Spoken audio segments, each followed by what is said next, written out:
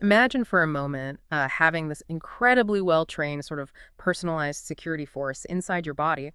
And they're not just patrolling, they remember every single intruder they've ever faced. And, the really amazing part, each time they meet that intruder again, they hit back faster, harder, more precisely. That sounds pretty futuristic, maybe, but it's actually happening inside you right now.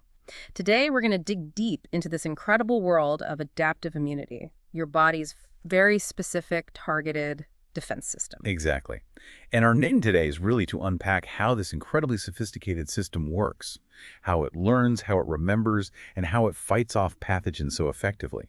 We'll connect the basic ideas to some really surprising insights, mainly drawing from microbiology, in the introduction to give you the clearest picture. Okay, so let's start broad. What exactly makes adaptive immunity so special, especially when you compare it to the body's like first responders, the innate immune system? They're pretty impressive too, right? Oh, absolutely. Innate immunity is, well, it's your body's immediate frontline defense. Think of it like the general security guard. Always there, responds fast to any trouble, but kind of treats every threat the same way. Your skin, phagocytes that just eat stuff, inflammation. That's innate. It's quick. Yeah, but it doesn't keep records. No memory of past encounters. Adaptive immunity, though, that's your elite squad. Highly specialized, develops after you're first exposed. And its two absolute key features are specificity and memory. Specificity means it can tell your own self from foreign invaders, non-self, with amazing accuracy. That's vital to prevent attacking your own body, autoimmune diseases. It tailors the attack exactly to the specific bad guy. And memory. Well, that's maybe its most famous trick. The first time it sees a new pathogen, the primary response, it can take, say, 4 to 14 days to really ramp up. But the next time, the secondary response, much, much faster, stronger, often stops you from even feeling sick. And that memory function, that's where it gets really interesting with something like vaccination, isn't it? How does this medical marvel, which amazingly came about even before we really understood germs, how does it actually use this adaptive memory? Yeah, vaccination is the absolute prime example of harnessing acquired immunity. What we do is introduce a harmless version of the pathogen, or maybe just key pieces of it. It's basically a training exercise for your adaptive immune system. It goes through that whole initial learning process, creates specific antibodies, and critically makes those long-lasting memory cells. But you don't get the actual danger, the illness, from the real infection. So when the real deal shows up later, your immune system is primed and ready for that super fast, super effective secondary strike. Okay, so this adaptive system isn't just one thing. You said it's more like a dual force. Yeah. What are the two main branches? How do they split the work? That's right. It's a very elegant dual system. We have humoral immunity and cellular immunity. Humoral immunity mainly involves B cells. Think of them patrolling the fluids outside your cells, your blood, lymph, tissue fluids, the old humors, their main weapon. Antibodies. These are proteins, immunoglobulins, designed to latch onto specific targets. They're great against things like bacteria floating around freely, bacterial toxins, and viruses before they get inside your cells. And B cells, in humans, they mature right there in your red bone marrow. Then you've got cellular immunity, or cell-mediated immunity. This relies heavily on T cells. T cells are your specialists for threats inside cells. So they target cells already infected by viruses, maybe some bacteria that hide inside cells, and even cancer cells. T cells, interestingly, mature in a different place, the thymus gland.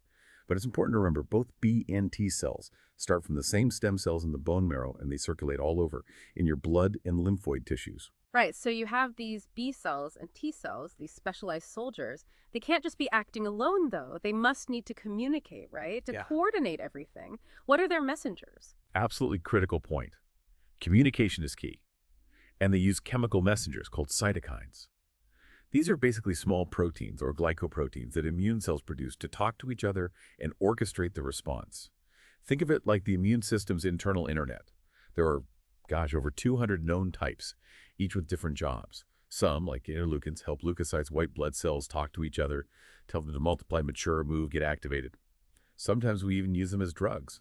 Others, chemokines, are like little GPS signals, telling immune cells exactly where to go, guiding them to sites of infection or damage. Super important in things like HIV infection. Then you have interferons, which, as the name suggests, interfere with viral replication. Some are used therapeutically for hepatitis, for example, and things like tumor necrosis factor alpha, or TNF-alpha. Very powerful in inflammation, but can cause trouble in autoimmune diseases like rheumatoid arthritis. Blocking TNF is actually major therapy now. There are even cytokines that control how stem cells develop into various blood cells, We use those sometimes after bone marrow transplants. But, there's a potential dark side. If this communication goes haywire, you can get what's called a cytokine storm. Too many of these powerful signals all at once can actually cause massive tissue damage. We see this in severe flu, Ebola, sepsis. It shows how critical balance is. Okay, let's get right to the core of it. What does this system actually recognize, the antigens? And what does it create to fight them? The antibodies. You mentioned it's like a lock and key. Exactly like a lock and key. An antigen, short for antibody generator, is basically any substance that makes your body produce antibodies. Usually they're proteins or large polysaccharides. Think parts of microbes, capsules, cell walls, flagella, toxins, viral coats. But non-microbial things can be antigens too, like pollen, egg white, or cells from a transplanted organ. Now, the very specific part of the antigen that an antibody actually binds to, that's called an epitope, or antigenic determinant. An antigen is like the whole molecule, and the epitope is the tiny, unique spot the antibody recognizes. A single bacteria might have loads of different epitopes on its surface. Okay, so multiple targets on one invader. Precisely. And then there are hapins. These are interesting. They're small molecules, too small on their own to trigger an immune response. Yeah. But if they attach themselves to a larger carrier molecule, like one of your own proteins, then the immune system suddenly sees the whole complex as foreign. Penicillin allergy is a classic example of this. We actually use this principle in some vaccines called conjugated vaccines. Clever. And the key to the antigens lock. That's the antibody, or immunoglobulin, Ig. These are the proteins made by B cells, tailor-made to recognize and bind to one specific epitope. Structurally, the basic antibody is a Y-shaped molecule. It has two identical antigen binding sites at the tips of the Y's arms. Those tips are the variable V regions. That's the part that's unique to each antibody and fits the specific epitope. The rest of the molecule, the stem and lower arms, is the constant C region. It's pretty much the same for all antibodies within a certain class and determines the antibody's general function, like how it signals other immune cells. The stem part is called the FC region, and your body actually makes 5 main classes of these antibodies, each with a slightly different job: IgG, IgM, IgA, IgD, and IgE. 5 classes. Okay, break those down for us. What do they each do? Right. So IgG is the workhorse. It makes up about 80% of the antibodies in your serum. It's a monomer, just that basic Y shape. Crucially, IgG can cross the placenta, giving passive immunity to a fetus. It's great at neutralizing toxins and viruses, helps phagocytes grab invaders, that's opsonization, and can activate complement. Plus, it sticks around for a long time. IgM makes up maybe 6% or so. It's a big molecule, actually 5 Y units joined together, pentamer. Because it's so large, it tends to stay in the blood vessels. IgM is usually the first antibody type produced when you encounter a new infection. That makes it really important diagnostically. So seeing IgM tells you it's likely a current infection. It's exactly. Like in that parvovirus B19 case example, high IgM suggests a current or very recent infection. If you see high IgG but low or no IgM, that points towards a past infection, meaning the person is probably immune now. IgM is also super effective at clumping antigens together, agglutination, and activating complement because it has so many binding sites. Then there's IgA, only about 13% in serum, but it's the most abundant antibody overall because it's mainly found in secretions, mucus, saliva, tears, breast milk. It usually exists as a dimer, 2 Ys joined together, called secretory IgA. Its main job is to patrol mucosal surfaces and stop microbes from even attaching in the first place. First line of defense in your gut, respiratory tract. It's also passed to infants via breast milk, giving them crucial passive immunity. But this immunity is shorter-lived. Okay, IgG, IgM, IgA. What about the other two, D and E? Right, IgD is present in really tiny amounts, like 0.02%.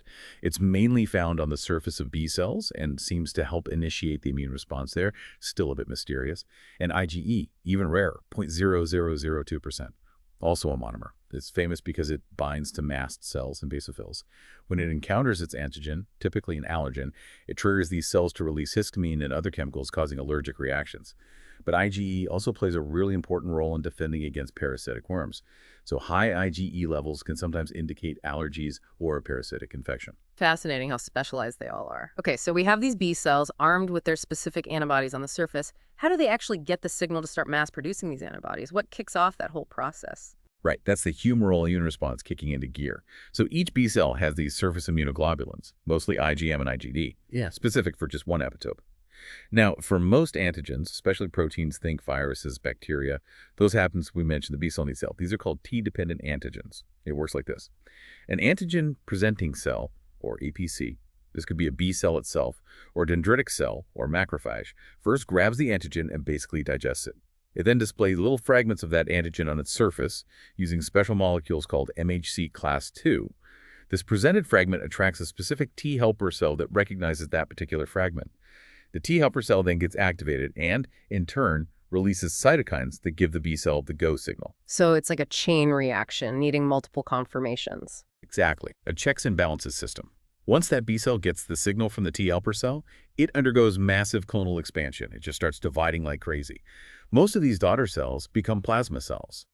These are the real antibody factories, just churning out thousands of antibody molecules per second, specific to that original antigen. But some differentiate into long-lived memory cells. They hang around, sometimes for years, ready for a much faster response if that same antigen shows up again. Now, there are also T-independent antigens. These are often molecules with lots of repeating units, like bacterial capsules. They can sometimes directly activate B cells without needing T cell help. But the response they trigger is generally weaker, mostly IgM, and crucially, no memory cells are formed. This is partly why young infants under 2 often don't mount a strong defense against encapsulated bacteria. It's just mind-boggling, the sheer number of different antibodies your body can potentially make. How does it generate that incredible variety from, a limited number of genes? It is truly mind-boggling. We're talking the potential for quadrillions of different antibodies. The trick is in the genes themselves. During B cell development, the segments of DNA that code for the variable V regions of the antibody chains get randomly shuffled and recombined. It's like dealing from multiple decks of cards to create a unique hand each time. This generates a vast repertoire of possible antibody specificities even before any antigen is encountered. Of course, this random process could accidentally create B cells that react against your own tissues, self. That's where clonal deletion comes in. During development, B cells that strongly bind to self-antigens are normally eliminated, a critical safety check.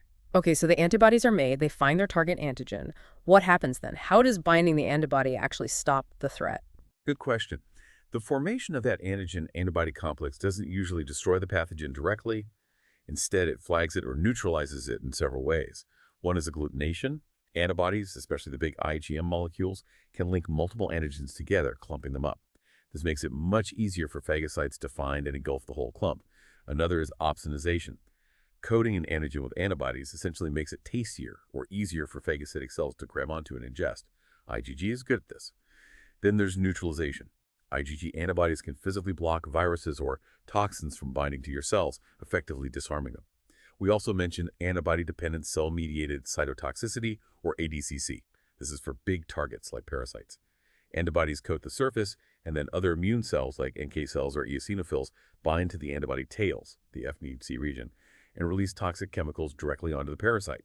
And finally, certain antibody types, IgG and IgM, when bound to antigen, can kick off the complement system. That's a cascade of proteins in your blood that can lead to inflammation, enhanced phagocytosis, and even directly poke holes in bacterial cells, causing them to flyers or burst. All right, so that covers the humoral side, fighting threats outside cells. But what about the invaders that get inside our cells? That's where the T cells, the cellular immunity arm, come in, right? How do they operate? Exactly. T cells are the specialists for intracellular threats. They don't recognize whole antigens floating around like B cells do. Instead, they recognize small fragments of antigens that are presented on the surface of other cells by those MHC molecules we mentioned earlier. There's a really critical process in the thymus called thymic selection. It's basically T cell boot camp. It rigorously weeds out T cells that either can't recognize your own MHC molecules properly, or crucially, T cells that would react against your own self-antigens presented on MHC. Only the ones that pass this test get to mature and circulate. A vital quality control step. Absolutely. Now, getting antigens to the T cells often involves specialized cells. In the gut, for instance, there are M cells in the Peyer's patches. They act like little gateways, sampling antigens from the gut lumen and transporting them across the intestinal wall to waiting lymphocytes and APCs. And those antigen-presenting cells, APCs, are key players again. B cells can do it, activated macrophages can do it, but the main professional APCs are dendritic cells, DCs.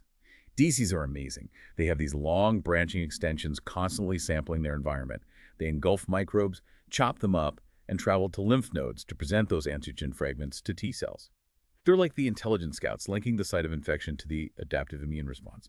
Macrophages are also vital. They're big eaters, phagocytes, but when they get activated, often by T cell signals, their killing power increases, and they become much better APCs too. This is crucial for controlling bacteria that try to live inside macrophages and for fighting cancer. So just like antibodies, there are different types of T cells too. Yes, several main classes, often identified by specific proteins on their surface called CD markers. First, you have the T helper cells, Th cells. These usually have the CD4 marker, so they're often called CD4 plus T cells. They are like the generals of the immune response. They recognize antigen fragments presented on MHC class II molecules, which are typically found only on APCs. When a T cell gets activated, it actually needs two signals to be fully activated, another safety check. It starts dividing and secreting cytokines. Depending on the type of cytokines, they differentiate into various subsets. Th1 cells tend to drive cell-mediated immunity. They activate macrophages, cytotoxic T cells, NK cells, really important for fighting intracellular pathogens. Th2 cells are more associated with humoral immunity, helping B cells make antibodies, especially IgE, and activating eosinophils to fight parasites. There's also Th17 cells, which are great at recruiting neutrophils, essential for battling extracellular bacteria and fungi. But too much Th17 activity can contribute to inflammation and autoimmune diseases. So the helper cells coordinate everything. What about the direct killers? Those are the cytotoxic T lymphocytes, CTLs, usually CD8 plus I. They develop from precursor T cells. CTLs recognize endogenous antigens, meaning antigens produced inside a target cell, like viral proteins or tumor antigens presented on MHC class I molecules. MHC class I is found on almost all nucleated cells in your body. So if a cell is infected with a virus, it'll display viral fragments on its MHC class I, essentially waving a red flag saying, "I'm infected." The CTL recognizes this, latches onto the target cell, and releases toxic granules. One key protein is perforin, which pokes holes in the target cell membrane. Then granzymes, which are proteoses, enter the cell and trigger apoptosis. Ah, apoptosis again, programmed cell death. Exactly. It's a clean way for the infected or abnormal cell to self-destruct without releasing pathogens or causing too much collateral damage. It's a crucial defense, especially against viruses that replicate inside cells. And you mentioned another type, regulatory T cells. Yes. T regulatory cells, or TREGs, these are often a subset of CD4 plus cells, also having CD25. Their main job is incredibly important. They suppress immune responses. They prevent other T cells from attacking your own body's tissues, helping maintain self-tolerance and prevent autoimmunity. They also seem to help protect our beneficial gut microbes from immune attack, and they play a role in preventing the mother's immune system from rejecting the fetus during pregnancy. They're the peacekeepers. This really brings us back to that clinical case you mentioned, Mrs. Vasquez. Her missing spleen was the critical factor. Precisely. The spleen is a major secondary lymphoid organ. It's packed with all these immune cells, B cells, T cells, DCs, macrophages. A key function of the spleen is filtering the blood. Phagocytic cells there are incredibly efficient at grabbing and removing antibody-coated or complement-coated microbes circulating in the bloodstream. Capnocytophaga, the bacteria from the dog bite, can cause overwhelming sepsis, especially in people without a spleen, the splenic individuals. Mrs. Vasquez lacked that crucial splenic filtering mechanism, allowing the bacteria to spread rapidly and uncontrollably, leading to fatal septic shock. It highlights just how vital every part of the immune system network is. A sobering reminder. Beyond the very specific T cells, are there other cellular players involved? Maybe less specific ones. Yes, indeed. We shouldn't forget the natural killer NK cells. These are large granular lymphocytes, making up maybe 10–50% of circulating lymphocytes. What's cool about them is that they're nonspecific. They don't need prior sensitization to an antigen like T cells do. How they work is fascinating. They constantly patrol and scan your body cells, looking for the presence of those MHC class I self-antigens we talked about. Normal healthy cells display MHC class I, but some virus-infected cells and many tumor cells downregulate or lose their MHC class I expression to try and hide from CTLs. NK cells pick up on this lack of MHC class I. They interpret it as a sign of abnormality or danger. When they find such a cell, they kill it, using mechanisms similar to CTLs perform granzymes inducing apoptosis. They're like a rapid surveillance system catching things that might evade the T cells. And NK cells, along with macrophages and eosinophils, can also participate in that ADCC process, antibody-dependent cell-mediated cytotoxicity, killing antibody-coated targets. Okay, wow. So many layers of defense. Now let's circle back to that defining feature, memory. You said it's like a medical history book. How does this immunological memory actually play out in the body? It plays out dramatically in the speed and strength of the response. That primary response, the first time you encounter an antigen, like I said, there's that lag period, maybe a week or two, while B and T cells are being activated and multiplying. Then you get a slow rise in antibody levels, mostly IgM first, then IgG. But the secondary response, also called the memory or anamnestic response, is completely different. Let's say you get exposed to that same antigen months or years later. Thanks to those long-lived memory B and T cells, the response is incredibly fast. Peak antibody levels might be reached in just 2 to 7 days. It's also much stronger. The antibody levels achieved are far higher than in the primary response, and it lasts longer. Often during the secondary response, there's also class switching, where the plasma cells predominantly produce IgG or sometimes IgA or IgE right away, which are often more effective for long-term protection than the initial IgM. And we can actually measure this difference, right, with antibody levels. Yes, we measure the antibody titer, Mm-hmm. which is basically the relative amount of antibody present in the serum. Comparing titers over time can tell us if someone has had a recent infection, rising titer, or a past infection, stable, often high IgG titer. It's a key diagnostic tool. Fantastic. So to wrap things up, could you quickly summarize the 4 main ways we acquire this adaptive immunity, the different types? Sure, it boils down to how you encounter the antigen and whether your body makes the response itself. First, naturally acquired active immunity. So what happens when you get sick with something like chickenpox and recover? Your body actively encountered the antigen naturally, mounted its own immune response, and now has memory. This can be lifelong or sometimes shorter. It also includes subclinical infections you didn't even know you had. Second, naturally acquired passive immunity. This is the natural transfer of antibodies from mother to infant. IgG crossing the placenta during pregnancy, and IgA provided through breast milk. It's passive because the baby didn't make the antibodies they were received. Crucial protection, but temporary as the antibodies degrade. Third, artificially acquired active immunity. This is vaccination. We deliberately introduce antigens, inactivated virus, parts of bacteria, etc., into your body artificially. Your immune system then actively mounts its own response, producing antibodies and memory cells. This provides long-lasting, sometimes lifelong immunity without having to suffer the disease. And fourth, artificially acquired passive immunity. This is when we inject someone with preformed antibodies, often called antiserum or gamma globulin, that were harvested from an immune human or animal. It's artificial because it's an injection, and passive because the recipient's body didn't make the antibodies. This provides immediate but short-term protection, useful after exposure to something like rabies or tetanus toxin, or as immunotherapy. The injected antibodies only last a few weeks. That really clarifies the landscape. So stepping back, what this all means for you, listening, is that you have this incredibly dynamic learning defense system operating inside you constantly. It's adapting, it's remembering, all to keep you safe. It really is astonishing when you think about it.